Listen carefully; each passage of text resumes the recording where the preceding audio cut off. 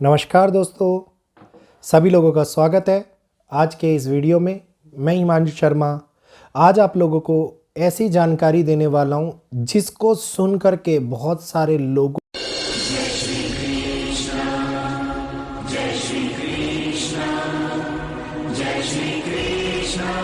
को शांति का अनुभव भी होता हुआ दिखाई देगा।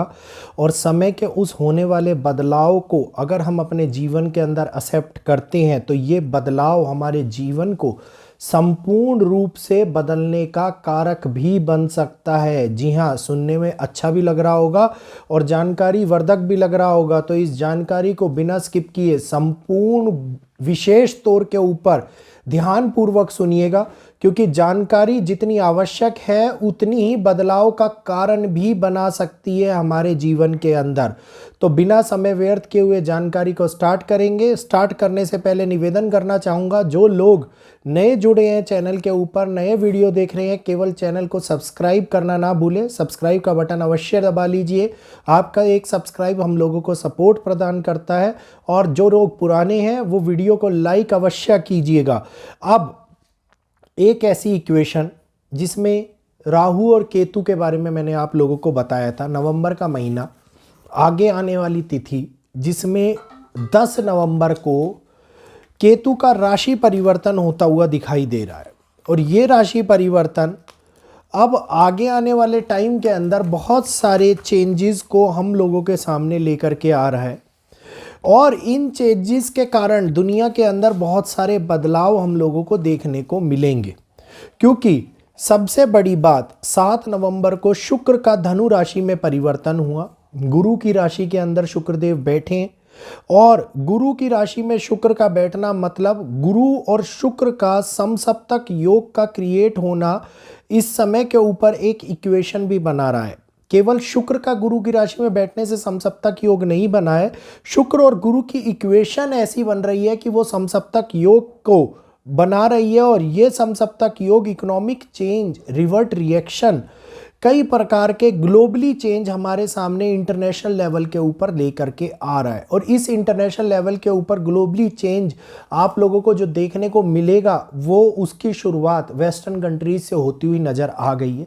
जिस प्रकार से हमने कहा था कि अगर ट्रंप राष्ट्रपति बन जाते हैं तो जो बाहरी देश के लोग हैं उनके ऊपर प्रतिबंध लगता हुआ नजर आएगा। अमेरिकन्स और अमेरिकन सपोर्टिव लोग जिनको पीआर मिला हुआ है या रेजिडेंशियल नेशनलिटी मिली हुई है, ग्रीन कार्ड होल्डर हैं जो लोग, वो लोग अब ज़्यादा आगे बढ़ते हुए नजर आएंगे। और इसी के साथ में बॉर्डर्स के ऊपर होल्ड बढ़ाने की शुरुआत कर दी गई है वेस्टर्न कंट्रीज के अंदर। अब वॉर को रोकने का इक्वेशन के बारे में जो बात हो रही थी कि वॉर को रोकने का इक्वेशन, ये वो समय है जिसके अंदर केतु के नक्षत्र परिवर्तन के कारण दुनिया के ऊपर एक ऐसा अदृश्य दबाव बढ़ेगा, जो अदृश्य दबाव हम लोगों को एक छोटी सी जगह के ऊपर सिमटने पर मजबूर कर देगा। मतलब उदाहरण के तौर पर किसी डब्बे में किसी व्यक्ति को बंद कर दिया जाए और उसको निकलने बाहर ना दिया जाए, तो उसका गुस्सा, उसका अग्रेशन, उसकी क्षमता जिसके अंदर वो ये सोचता रहेगा कि मैं बाहर निकल के सबसे पहले इसके साथ ये करूंगा, इस व्यक्ति को ये आघात करूंगा, या इस प्रकार की भावना को अपने मन में जागृत करता रहेगा, वो समय है जिसके अंदर दबाव आंतरिक तौर के ऊपर बढ़ता हुआ नजर आएगा।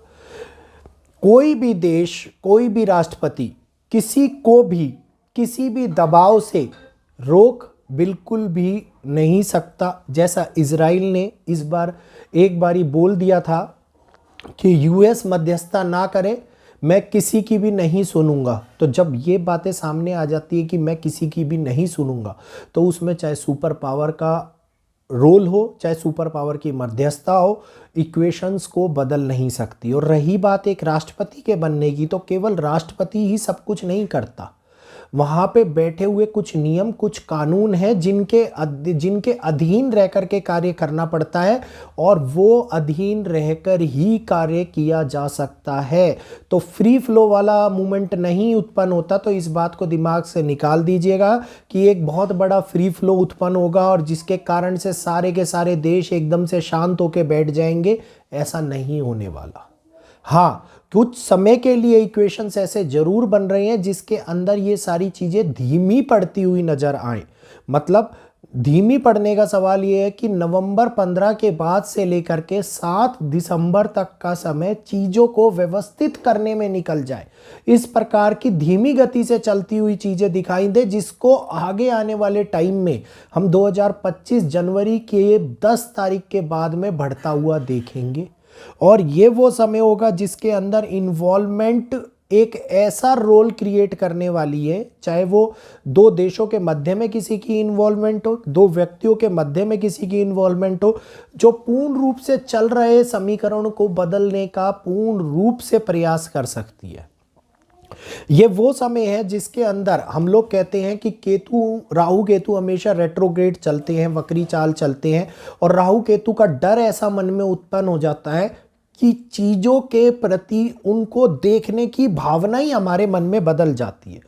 जिस प्रकार से शनि की 7.5 को लेकर के मन में पहले भय उत्पन्न होने लगता है। तो कभी भी, मैंने पहले भी इस बात को लेकर के कई बार आप लोगों को वर्णन किया है, समझाया है अच्छे से, कि कोई भी ग्रह कभी भी इतना ज़्यादा नेगेटिव नहीं होता कि वो संपूर्ण रूप से अपनी चाल को नेगेटिव ही देता रहे। नहीं, ऐसा नहीं है। जैसे रिश्तों को लेकर के मैंने आप लोगों को बोला था कि रिश्तों के संभालने का भी यही समय है, रिश्तों के टूटने का भी यही समय है। अब डिपेंड करेगा कि हम रिश्तों को संभालने में अपनी एनर्जी वेस्ट करते हैं या उनको तोड़ने के लिए बढ़ावा देने में एनर्जी वेस्ट करते हैं।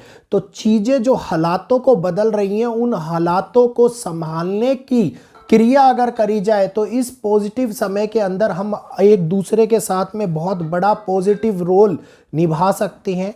और अगर यहीं पर हम चीज़ों को आगे बढ़ावा दे बुराई की तरफ ले जाने में, तो वो चीज़ें और भी ज़्यादा विध्वंसक हालातों को जन्म दे सकती हैं।